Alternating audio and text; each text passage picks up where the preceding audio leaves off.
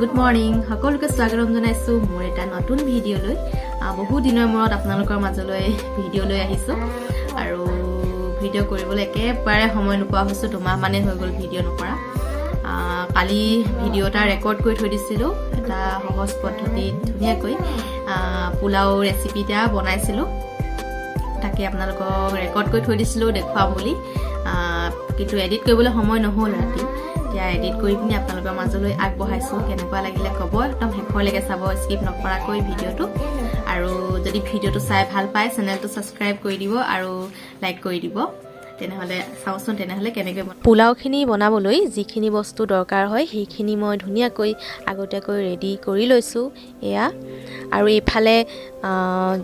কণজহা চাউল হয় এইখিনি ভালকৈ মই ধুই পিনি তিয়াই থৈছিলো তাৰ পৰা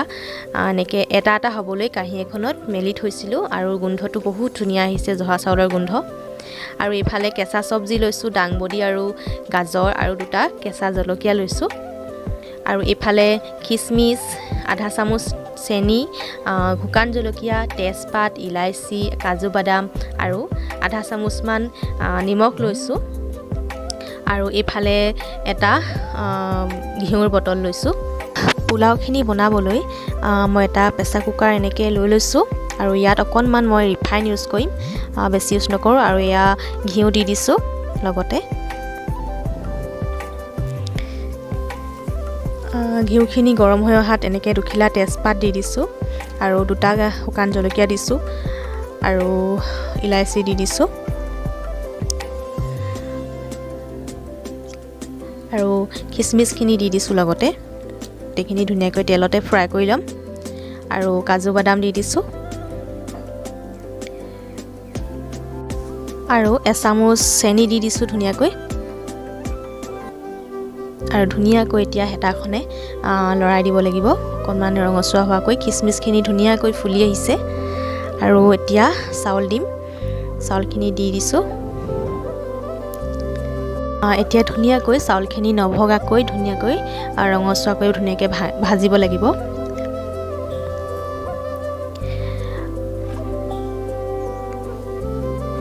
আৰু এয়া গাজৰ কাটি থৈছিলো গাজৰখিনি ইয়াত দি দিম এতিয়া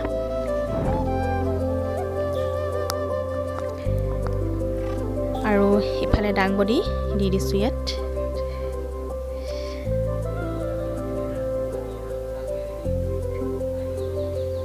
ধুনীয়াকৈ লৰাই দিম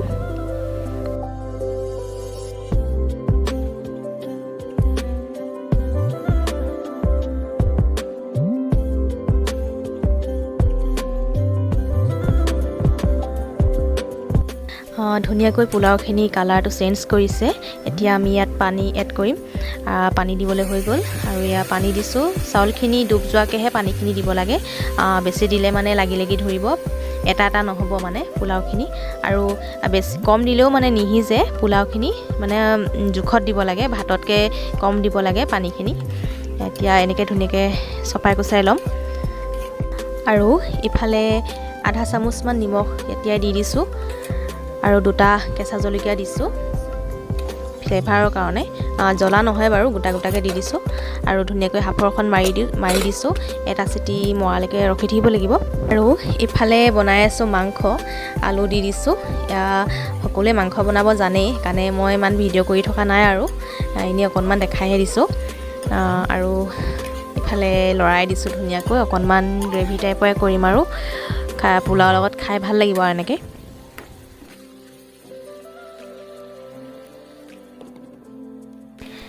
আৰু ইফালে কুকাৰৰ চিটি মাৰিলে অকণমান ভাপটো যাবলৈ দিলো ইফালে ধুনীয়া হৈছে পোলাওখিনি ধুনীয়া জৰজৰীয়া হৈছে আৰু জহা চাউল নতুন হয় জহা চাউলখিনি এনেকৈ আজি বোলো বনাই খাওঁচোন জহা চাউল আৰু গোন্ধটো বহুত ধুনীয়া আহিছে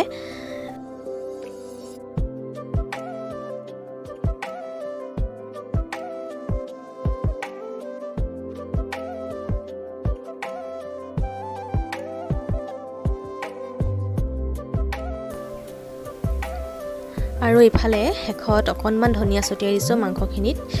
কালাৰটো বহুত ধুনীয়া আহিছে আৰু অকণমান কাশ্মীৰী ৰেড চিলি অকণমান দি দিছোঁ, সেইকাৰণে অকণ কালাৰটো ৰঙা লাগিছিলে। আৰু ইফালে পোলাও ৰেডি হৈ গ'ল, গোন্ধটো ইমান ধুনীয়া আহিছে, জহা জহা গোন্ধ এটা আহিছে। আৰু ইফালে মাংসও ৰেডি, খাই ভাল লাগিছিলে। ভিডিঅ'টো যদি চাই আপোনালোকে ভাল পাইছে তেনেহ'লে শেষলৈকে চোৱাৰ বাবে বহুত বহুত ধন্যবাদ। আৰু চাই পিনি লাইক এটা কৰি দিব, কমেণ্ট কৰিব।